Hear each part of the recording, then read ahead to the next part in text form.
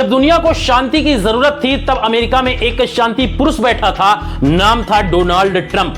वही ट्रंप जो कहते थे वार इज स्टूपिडिटी, वही ट्रंप जो खुद को नोबेल शांति पुरस्कार का अगला दावेदार मान बैठे थे और पाकिस्तान ने उनके नाम की सिफारिश तक कर दी थी। वाह, इतिहास में शायद पहली बार ऐसा हुआ है कि कोई खुद को महात्मा ट्रंप घोषित करने के बिल्कुल करीब पहुंच गया हो। पर अब नोबेल की जगह नो ब्रेक मोड में चले गए हैं ट्रंप। इजराइल की लड़ाई को अपनी बना बैठे हैं और अमेरिका को युद्ध की मंडी में झोंक दिया है, वो भी रात के अंधेरे में। अरे साहब, जिस बंदे को शांति का देवता बनना था वो बम लेकर चल पड़ा है। सवालों का विस्फोट, क्या ईरान का परमाणु प्लान बर्बाद हुआ या बस ड्रामा हुआ? क्या इजराइल का रिमोट ट्रंप के हाथ में है या ट्रंप खुद रिमोट से ऑपरेट हो रहे हैं? बहुत सारे सवाल हैं और जवाब अब बमों से मिल रहे हैं। 22 जून की वो महारात जब भारत में लोग गहरी नींद में सो रहे थे, अमेरिका के वार रूम में शांति की चाय की जगह बारूद उबल रहा था। ट्रंप साहब ने आदेश दिया बम बरसाओ, और फिर क्या हुआ? B-2 स्टील बम्बर्स ने उड़ान भरी, वो भी रडार से छुपकर, जैसे कोई चोरी छुपे मर्डर करने निकला हो। 3 टारगेट थे, नतंजन, इस्फहान और फोर्डो परमाणु साइट। वहां ट्रंप ने बंकर बस्टर गिराए जो जमीन के 200 फीट नीचे तक जाकर धमाके करते हैं। मतलब इतना गहरा कि ईरानी वैज्ञानिक भी अब जीपीएस लेकर ढूंढ रहे होंगे कि उनकी लैब्स कहां गई। कहानी में ट्विस्ट यह है कि ट्रंप का हमला एकदम अकेले नहीं था।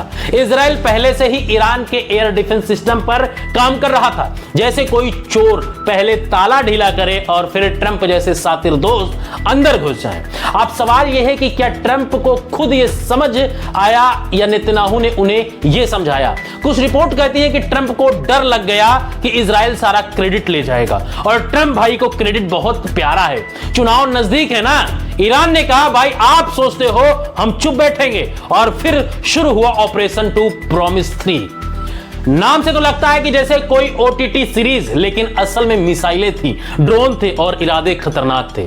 ईरान के प्रॉक्सी ग्रुप्स हिजबुल्लाह, हूती और गुप्त मिलिशियाई सब एक्टिव हो चुके हैं, और सबसे खतरनाक धमकी, हम वो रास्ता बंद कर देंगे जहां से दुनिया का 20% तेल गुजरता है। मतलब भाई पेट्रोल अब सपना बन जाएगा। भारत वाले अब पेट्रोल पंप पर ईएमआई पूछने लगेंगे। बहुत लोग सोचते हैं कि यह लड़ाई इस्लामिक क्रांति के बाद शुरू हुई, लेकिन नहीं जनाब, असली मसला तो तेल है।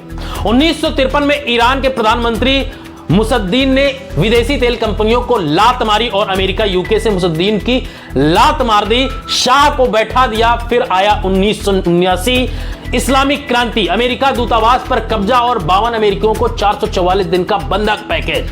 तब से ईरान और अमेरिका एक्स बन गए, न मिलते हैं न छोड़ते हैं।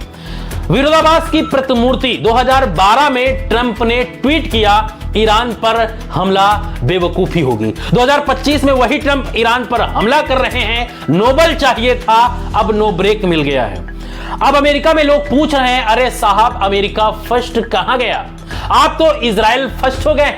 कुछ डेमोक्रेट कह रहे हैं कि अब राष्ट्रपति को युद्ध करने से पहले कांग्रेस से परमिशन लेनी चाहिए। तो क्या ट्रंप एक दिन अचानक ब्रेड खरीदने जाएंगे और कहेंगे चलो ईरान पे हमला कर दें? यह सवाल अब गंभीर हो गया है। क्या इजराइल ही असली संचालक है इस गेम का? अब बहुत लोग ये भी कह रहे हैं कि असली रिमोट कंट्रोल तो नेतन्याहू के हाथ में है। यरूशलेम को राजधानी मानने से लेकर ट्रंप के हर फैसले तक इजराइल ने जो चाहा वो मिला। नेतन्याहू तो ट्रंप को अब कह रहे हैं अपने इतिहास बदल दिया। पर असली बात यह है कि इतिहास किसके लिए बदला गया है? अमेरिका के लिए, इजराइल के लिए? भारत अभी भी हम शांति चाहते हैं वाले मोड़ पर है, लेकिन तेल की कीमतों से लेकर अंतरराष्ट्रीय कूटनीति तक असर तो पड़ ही रहा है।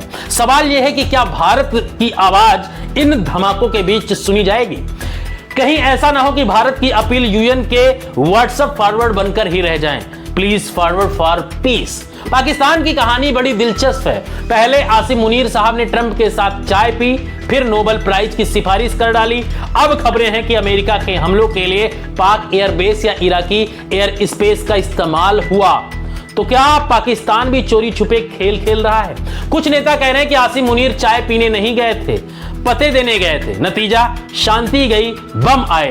अब स्थिति साफ है। इजराइल ने इशारा किया है, अमेरिका ने बम गिराया है, ईरान जवाब देगा, तेल महंगा होगा, दुनिया डर जाएगी।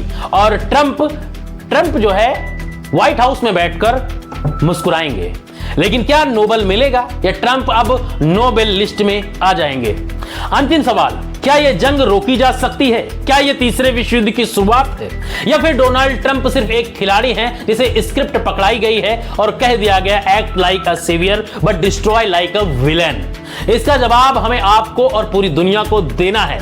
तो आप बताइए, क्या ट्रंप की सच में शांति दूत थे या सिर्फ एक मोहरा? क्या यह हमला इजराइल की स्क्रिप्ट थी या ट्रंप की महत्वाकांक्षी की परिणति? क्या दुनिया बर्बादी के कगार पर है